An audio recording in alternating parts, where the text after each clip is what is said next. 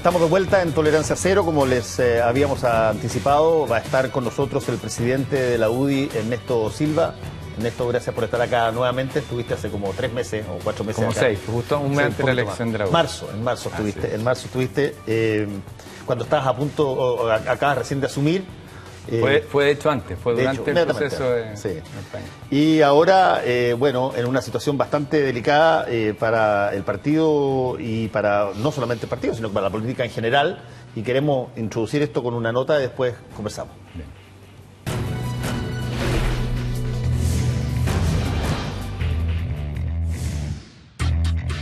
Una bola de nieve que sigue creciendo. El Servicio de Impuestos Internos concretó la denuncia contra Penta y su exgerente Hugo Bravo. Luz verde entonces para la Fiscalía e indagar los supuestos aportes irregulares que el grupo habría realizado a campañas políticas. Y desde el punto de vista político, que no empecemos una cacería de brujas. Aquí poco menos que quienes están llevando adelante sus campañas o llevaron adelante sus campañas son unos verdaderos delincuentes. Algunos no quedaron conformes con la denuncia y creen que lo adecuado es interponer una querella. Lo nuestro permite, la querella, justamente la solicitud de ciertas diligencias, las cuales el propio Servicio de Impuestos Internos la ha restringido el día de hoy con la presentación de esta denuncia. Nos gustaría que el director nacional del Servicio de Impuestos Internos diera explicaciones por qué una denuncia y no una querella. Alboroto mediático han causado los nombres que han salpicado las eventuales irregularidades. Estoy muy tranquila y no voy a responder a ningún tipo de rumor. Que no conozco a Hugo Bravo, nunca le he solicitado nada a Hugo Bravo y que estoy siendo cuestionado por una persona que está procesada por eventuales fraudes al fisco, una persona que declaró que no estaba bien él de salud mental. Aristas políticas que aumentan en el denominado caso Penta, que incluso han cuestionado la conducción del timonel de la UDI por sus lazos con el grupo y su joven experiencia al mando del gremialismo, aunque dentro de la alianza salen con fuerza en su defensa. Ernesto Silva es un gran presidente de la UDI, partido aliado o partido amigo. Es un joven que ha tenido la valentía de enfrentar el liderazgo, un liderazgo que no es fácil, que es dirigir un partido político. Desmedido e innecesario son algunas de las afirmaciones luego del allanamiento en la casa de Andrés Velasco. ¿Hay intencionalidad política detrás del bullado operativo? Nos sorprende otras cosas que en una investigación que se supone que es reservada, todos los antecedentes sean públicos y ha habido todo un debate sobre filtraciones y rumores y creo que esto tiende a confirmarlo. Bueno, hay varias cosas que están pasando simultáneamente. Una de ellas es que ya se traspasó la denuncia al Ministerio Público. El Ministerio Público, a través de la Fiscalía Oriente, empezó a tener diligencias. Muchas de ellas son bastante polémicas, como la que se retrataba básicamente por parte de Andrés Velasco. Y a raíz de todo lo que ya se sabe, lo que ya ha pasado, lo que probablemente ustedes mismos en el partido UDI han investigado, ¿qué puedes decir tú de qué tanto se sienten afectados por lo que potencialmente podría pasar en esta investigación? Bueno, yo creo que esta discusión, yo quiero plantear, me parece que las filtraciones y la forma que se ha dado han ido generando un clima político que no se condice con la magnitud de los hechos que se investigan. Eso como primer planteamiento. Y lo creo porque si uno repasa, esto lleva 2 semanas y media en la opinión pública, cuando sale una nota en un matutino, esto había partido a raíz de un problema de corrupción entre una persona del mundo privado y funcionarios de impuestos internos, en una arista o en un componente donde el principal organismo recaudador, que es impuestos internos, a quien además, Fernando, le acabamos de dar nuevas facultades en la reforma tributaria, se descubre por el fiscal que lleva esta causa que hay una especie de sistema de corrupción para hacer fraude al FUT. En ese sistema de corrupción y digamos, de abuso de autoridad, lo que sucede es que hay personas procesadas, hay personas detenidas. Y más aún, en el día de ayer conocimos que el Consejo de Defensa del Estado va a presentar una querella contra algunas de las personas y contra funcionarios de impuestos internos. Ese es el origen de este tema. Luego esto empieza a evolucionar porque a raíz de supuestas declaraciones de una de las personas afectadas en el caso FUT, se empiezan a conocer la posible vinculación de dirigentes políticos, se ha mencionado dirigentes de la UDI y de otros sectores, y se empieza a dar lo que nosotros en la UDI frontalmente criticamos e institucionalmente lo hicimos, yendo donde el fiscal nacional, una secuencia de filtraciones que empezaron a generar un clima de, yo diría, condena pública antes de que se pudieran conocer los hechos. Eso es lo que llevó al día miércoles de esta semana, después de que días atrás el fiscal nacional, el fiscal de este caso, saliera públicamente a decir que le parecía que había hechos delictivos y que le tocaba a Impuestos Internos hacer un planteamiento. Se presentó una denuncia y a las pocas horas de presentada la denuncia, que es sobre 258 instrumentos, boletas o facturas, sorpresivamente el Ministerio Público elige 3 diligencias: Andrés Velasco, Lawrence Goldborn, Jovino Novoa. Yo quiero decir que la manera en que se ha desarrollado este proceso no se condice con la forma en que creo que las instituciones deberán funcionar normalmente. ¿Por qué? El día jueves, Fernando, tú sabes dónde estaba Andrés Velasco, ¿no? El día jueves. Sí. En Estados Unidos, lo sabía la opinión pública. El mismo día jueves que lo sabía la opinión pública, lo sabía el Ministerio Público, que estaba fuera de Chile. El mismo día jueves lo sabía la PDI, que además es la que registra las fronteras y, ¿saben? Sin embargo, y adicionalmente a eso, sabíamos que Andrés Velasco se había presentado voluntariamente con antecedentes donde Impuestos Internos.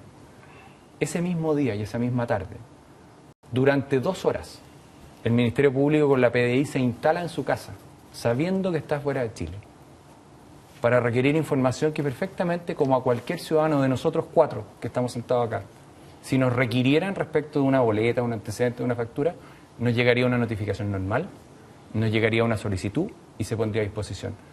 Me parece que el clima que se ha generado no se condice con una discusión que se tiene que dar sobre casos puntuales que deben estar en el plano judicial y procesal, y una cuestión distinta tiene que ver el debate sobre temas de financiamiento de la política, sobre calidad del rol de los partidos y sobre otros temas que nadie puede eludir de la discusión, pero que creo que se han tenido de una manera distinta. Perdón, pero hay, mira, yo voy a partir diciendo que, como todos nosotros, yo conozco profesionalmente a Andrés Velasco y personalmente también, y hasta que no se pruebe lo contrario, le creo lo que él dice, pero lo que me parece a mí incomprensible es que se intente por la vía de establecerle al Ministerio Público cómo debe llevar adelante la pesquisa, cuál debe ser la estrategia del Ministerio Público, intentar inhibir lo que son las facultades que el Ministerio Público tiene para hacer esta y muchas otras cosas que las ha hecho montones de veces en el pasado. Lo que pasa es que, claro, causa impresión cuando se lo hacen a alguien conocido y a alguien que además, y yo eso lo encuentro un gesto noble de Andrés Velasco, que ofrece voluntariamente información, pero si es que el Ministerio Público se quedara contento solamente cuando le ofrecen públicamente la ayuda y la información, bueno, tendría que ser en todos los lugares. O sea, imagino que en el caso de la Polar le hubiesen dicho, oye, mira, nosotros no tienen para qué venir para acá. Nosotros le ofrecemos a ustedes la información.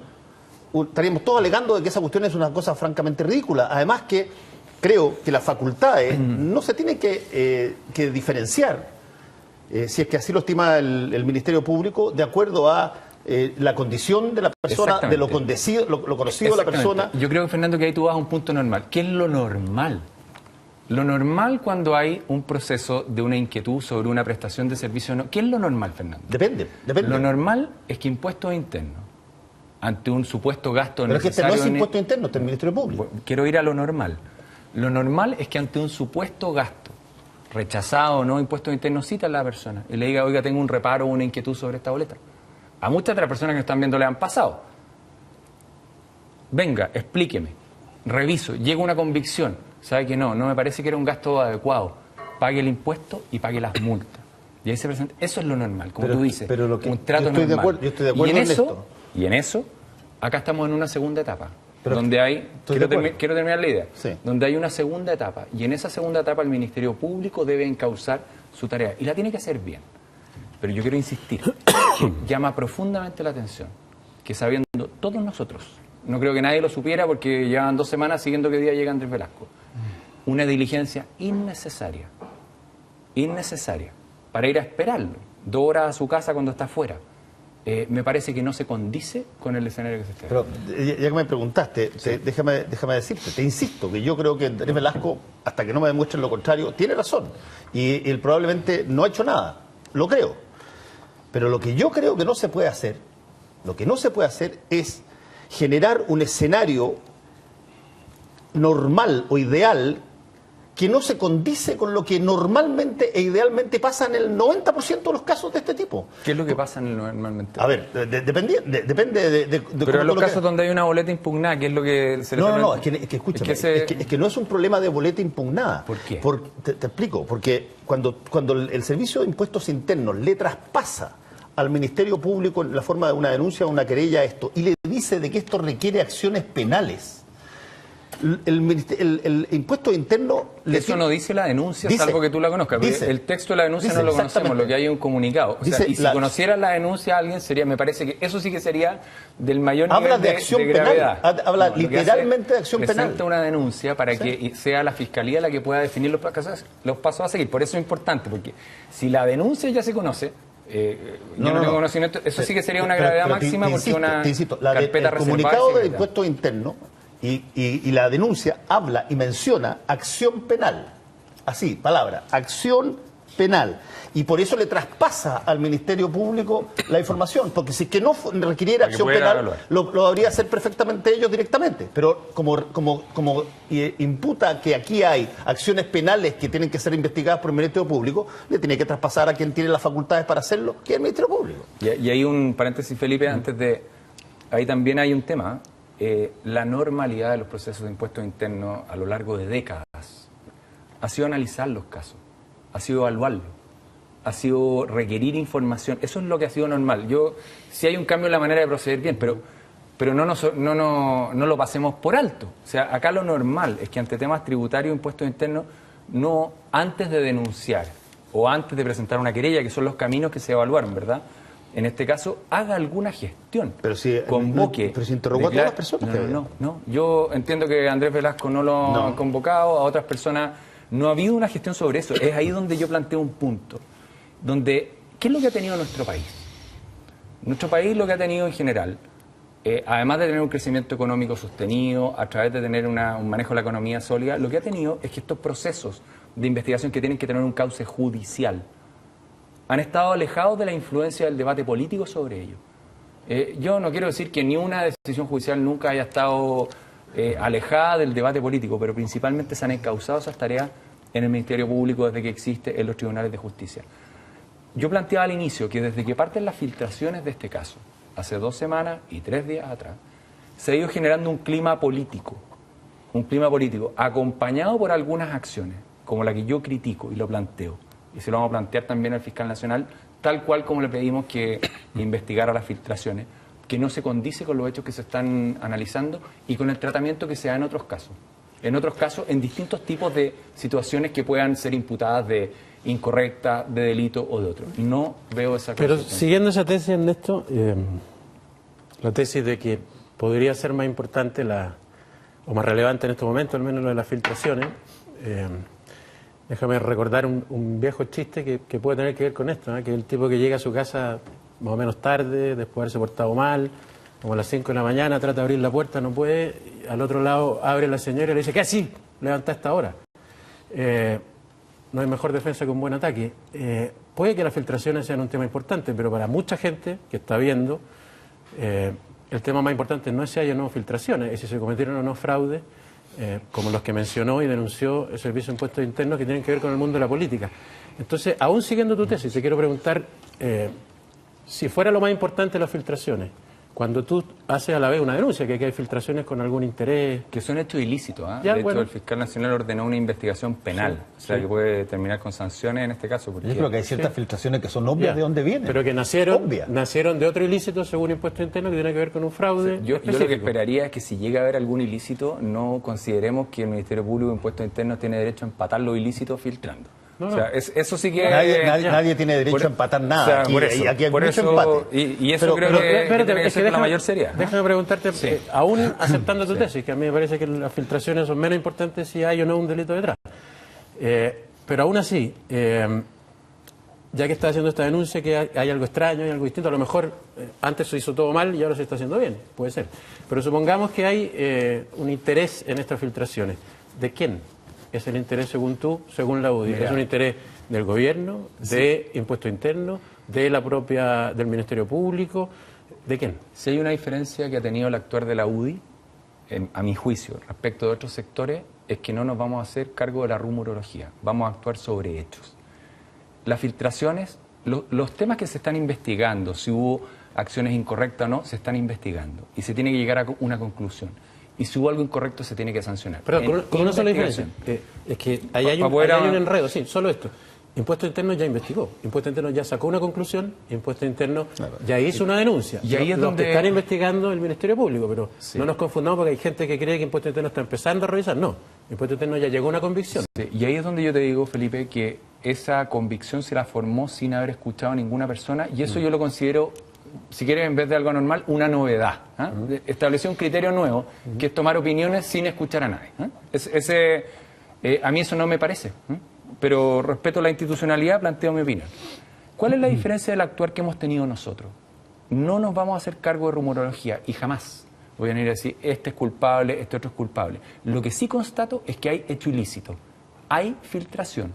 Eso lo hay, lo lees tú en el Clinic, en el Mostrador, en la segunda. Sí. ¿De dónde presumes tú que viene esa no, yo no voy a hacer cargo de eso. Lo que voy a hacer es plantearle como corresponde al fiscal nacional, y no con cafecito ni galletas, sino que en audiencia pública y planteándoselo de frente, que a nosotros nos parece que no pueden haber filtraciones, como tampoco puede haber impunidad en ningún caso.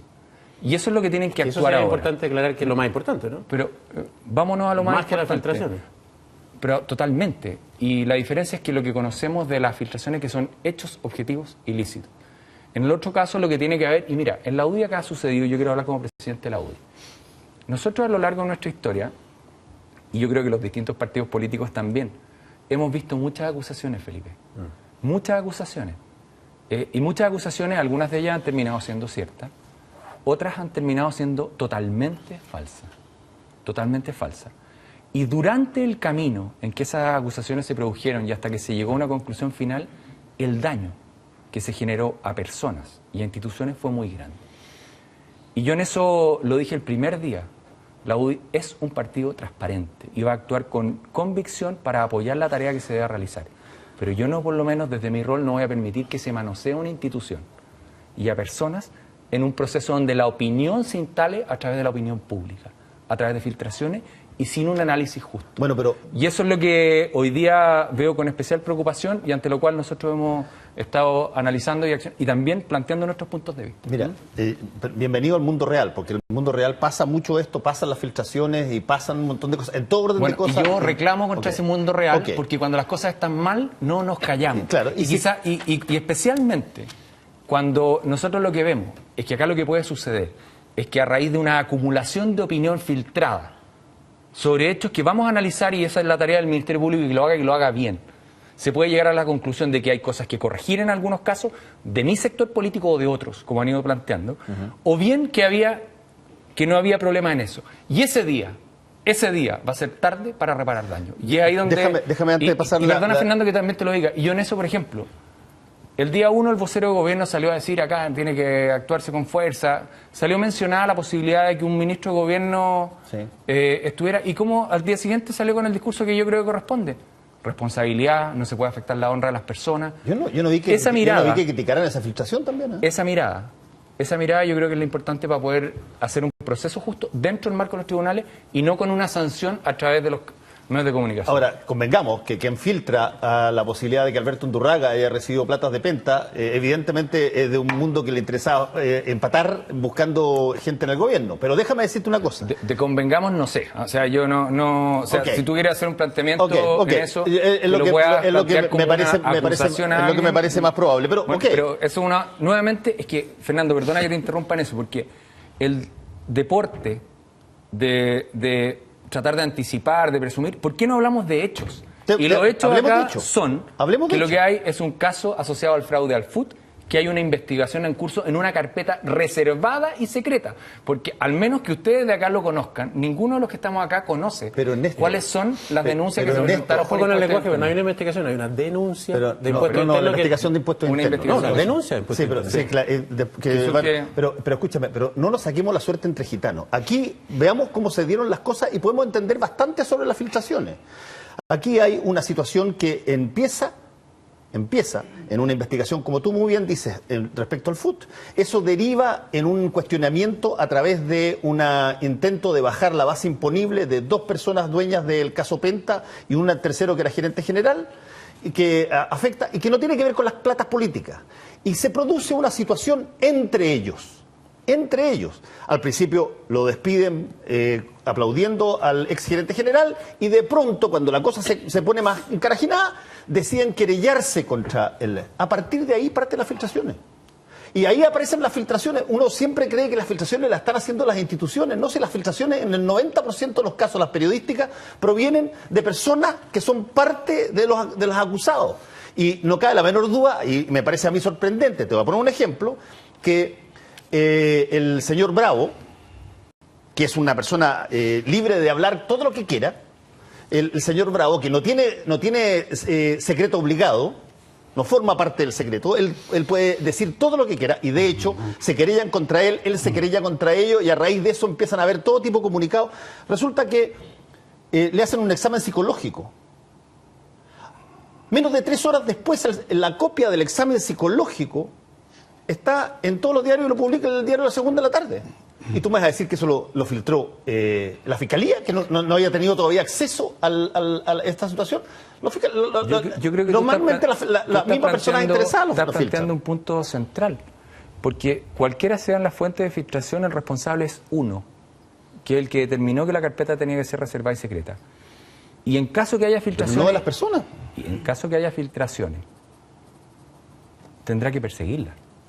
¿Por qué? Porque ha ordenado una investigación reservada y secreta. Pero no para la persona que va a testificar. Ha ordenado una investigación reservada y secreta, y por lo tanto la responsabilidad de eso... Pero para los funcionarios de impuestos internos o de la Fiscalía, no para las personas. No es así, Fernando. La responsabilidad de una carpeta reservada y secreta la tiene el fiscal. Y en eso, sea uno, otro o el que sea, es responsabilidad de asegurar eso. Pero si Hugo Bravo da una entrevista, Ernesto, da una entrevista pública y dice todas las cosas que estamos hablando, da una entrevista porque es una persona individual, libre de hablar lo que quiera, aunque diga dislate. Y él habla de lo que fue su interrogatorio y a quién dijo y a quién habló. Y yo no veo que esté preso. En eso entiendo que está acusado de delito. En esto, la reserva de las investigaciones es responsabilidad del Ministerio Público. Y por eso nosotros le presentamos una denuncia al fiscal nacional. Y eso no quedó ahí. Lo que quedó fue inmediatamente, nosotros nos reunimos con él un miércoles. El lunes ordenó una investigación penal del fiscal nacional respecto de esas filtraciones. Sí. Esto es importante porque yo creo que la autonomía con que se tienen que desarrollar estos procesos es muy relevante para cualquier tipo de investigación, en materia de terrorismo, en materia educacional, en materia de lo que sea, cuando exista algún hecho ilícito o supuestamente ilícito que deba ser investigado. Y no debe ser a través del debate en los medios de comunicación, que es lo que yo he visto en las últimas semanas. Fernando Villegas. ¿Cómo está? Buenas noches. Gusto verlo, de todos lados. Igualmente. Usted dijo, ha dicho en varios momentos, ha pedido, ha aclamado, ha implorado de que se ocupen los procedimientos normales, pero después, en un salto que yo considero un poco ilógico, sacó a relucir el clima político. Bueno, permítame que le diga que no existe una cosa que se llama la normalidad y otra que se llama el clima político. Lo normal es que está siempre funcionando el clima político en cualquier situación de una sociedad que vaya más allá del robo de gallina, digámoslo así. Lo normal es, por lo tanto, que existan filtraciones. Lo normal es que los agentes políticos que se andan acuchillando todo el tiempo hagan uso de lo que tienen para desprestigiar al rival, y todavía es más normal en tiempos como los actuales, donde las masas empoderadas que les han avivado la cueca como locas andan convertidas muchas veces en hordas linchadoras buscando a alguien que haya cometido algún delito o que se presuma que ha cometido una irregularidad para colgarlo el primer farol a la mano. Esa es la normalidad ahora. Ahora, a la gente no le interesa el asunto del fútbol. Si esto hubiera sido meramente un tema del fútbol, no habría durado ni 2 días. Se ha durado 2 semanas porque se conectó con la posibilidad de que esas irregularidades estén conectadas con financiamiento político. Y eso es lo que me interesa a mí, fíjese, más allá de si se filtró o no se filtró, el financiamiento político. Yo creo que todos los políticos y todos los partidos políticos recurren a distintas fuentes. Algunos incluso recurren a fuentes de fuera del país, como es sabido. Eso no han dicho, esta boca es mía. Algunos incluso también cometen unas contradicciones lógicas que son así al mismo tiempo una buena expresión y manifestación del clima que estamos viviendo. Por ejemplo, Andrade dijo por un lado, con el gesto tonante que acostumbra, de que el ministerio tenía que ser implacable y afectar a quien afecte, pero inmediatamente agregó que tiene temor que se estigmatice a todos y terminemos convertidos en chatarra, y luego pide al gobierno, no al Ministerio Público, que se apure para solucionar el problema. Aquí el problema de fondo, porque lo del FUT, cualquier día una empresa puede cometer fraude al fisco, es un asunto, digamos, forma parte de la normalidad también, y el impuesto interno se encarga de pasarle la cuenta. Aquí el tema del financiamiento político, es eso lo que convirtió esta cosa en un pudridero. Y yo le quiero preguntar derechamente si le parece a usted que los partidos políticos o los candidatos es correcto que sean financiados por empresas anónimas, sociedades anónimas, no el dueño de una empresa que es dueño de hacer lo que quiera con su plata, porque es el dueño, puede comprarse un auto, puede viajar o pasarle a un político, eso no tiene ni un problema a través del mecanismo de los fondos reservados o directamente incluso, aporte personal. Pero que una sociedad anónima que ha elegido un directorio para que gestione la empresa, en un momento decide usar plata de todos los accionistas para financiar política, ya podría ser bastante más complejo. Yo quiero que usted nos aclare cuál es su visión del financiamiento político, si esto no debiera ser una cosa totalmente en manos del Estado para terminar con estas prácticas de raíz y no tener que estar discutiendo de filtraciones más o menos. ¿Y qué pasaría? ¿Y qué ha hecho usted cuando ha sabido de que una empresa que es de propiedad, pongamos una panadería de alguien y que es dueño de hacer lo que quiera, le ha ofrecido dinero a usted, a su partido o a sus candidatos? Mira, a raíz de este tema que ha surgido, de este caso, se ha conectado a través de temas puntuales un debate que es mucho más amplio que el que plantea Fernando.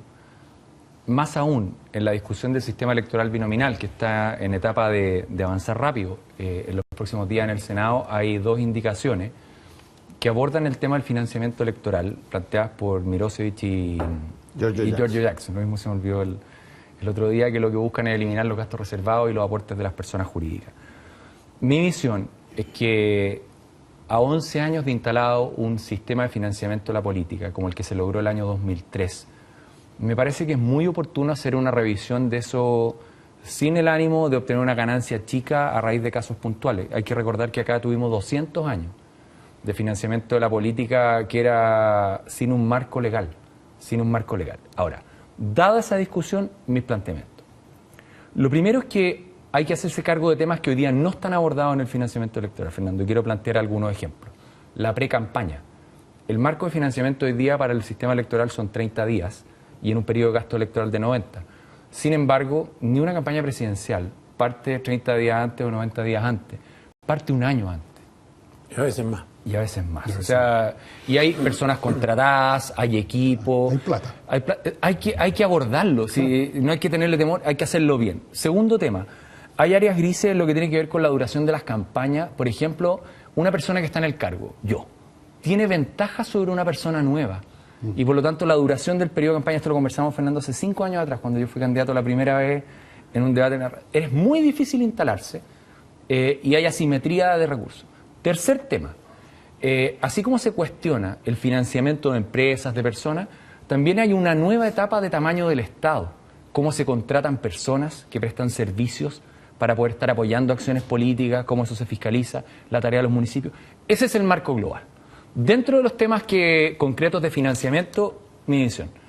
Primero, yo creo que los aportes reservados pueden ser perfeccionados en algunos aspectos. Yo soy partidario del aporte reservado, que tiene virtudes y defectos.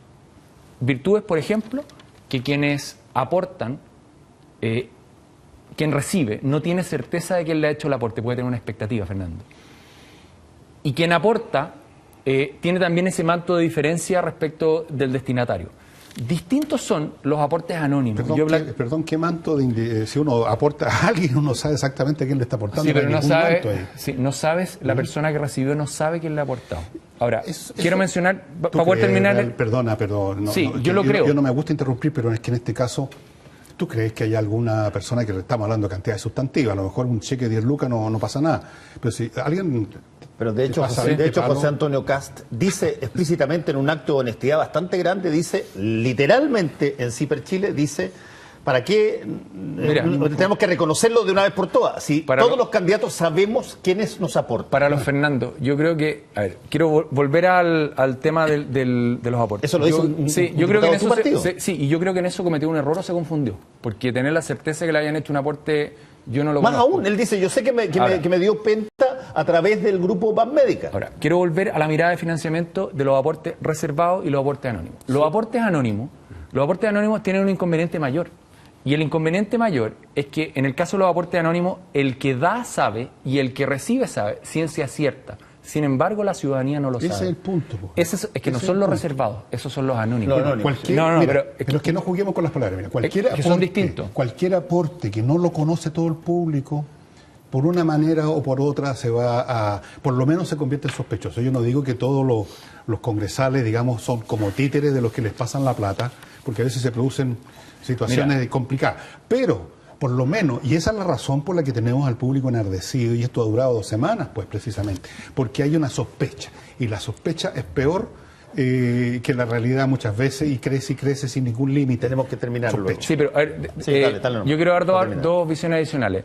El tema de los aportes reservados amerita una discusión, pero no creo que sea blanco, negro, bueno o malo. Hay distintas democracias que lo consideran y hay mecanismos que tú puedes transparentar. Yo quiero mostrar 2 cosas que son el mito del financiamiento de la política. Mira, son los recursos de campaña, los ingresos totales de la política durante el año 2013. No alianza 56%, alianza 44%. Mito de que los recursos van a un sector. Vámonos acá, esto es la elección presidencial. Las presidenciales, la suma de primera vuelta y segunda vuelta. Esto es la centro derecha, las campañas, 4.000 y tantos millones, la suma de las otras, 8.000 y tantos millones del centro izquierda. Diferencia de aportes reservados, que es lo que está en rojo, diferencias menores. Yo lo que creo es que el debate sobre financiamiento de la política se tiene que tomar en serio y no puede ir aislado de temas de modernización del Estado, de temas que tienen que ver con la transparencia y con las facultades del CERVEL, que no lo hemos alcanzado a tocar acá, pero creo que al final es la fiscalización pero del muy gasto. corto, solo por el gallito de las comisiones que se han formado en los últimos días, que ha sido un verdadero gallito ante la ciudadanía. La ciudadanía tiene legítimamente la posibilidad de decir qué van a investigar sobre el financiamiento de ustedes mismos. Si no se cree ya en las comisiones, en este caso ya es como va. Mira, yo creo que he visto sucesivas señales positivas en los últimos días de que si se va a hacer investigación se traten de fusionar las comisiones, que ojalá su propósito sea el que yo planteé hace un rato atrás, que es que podamos evaluar los 11 años de funcionamiento de este sistema de financiamiento de las campañas políticas. No se ha tocado el tema de los partidos, que creo que es central, y que podamos encauzarla de una manera que contribuya a tomar mejores decisiones para adelante. No como se mencionó ahí, que unos persigan a otros. No creo que eso sea lo que tenga sentido. Y en caso de que se comprobara que algún militante de su partido incurrió en un delito para financiar su campaña, se lo pregunto a Ernesto Silva porque lo tengo aquí, pero vale para todas las otras personas. ¿Cuál sería, a juicio suyo, la conducta del partido respecto a ese militante? Mira, yo soy partidario de transparencia total, que se investigue. Si llega en algún caso respecto a dirigentes de la UDI de 8 a haber un error, que se corrija. Invítame para que podamos conversar eso, si hay... Le dice error, le dice error y no delito. Le dice error. Si hay ilícitos se tendrá que investigar, pero si hay errores también. Muy bien, Ernesto Silva, muchas gracias por haber venido. Volvemos en un ratito más.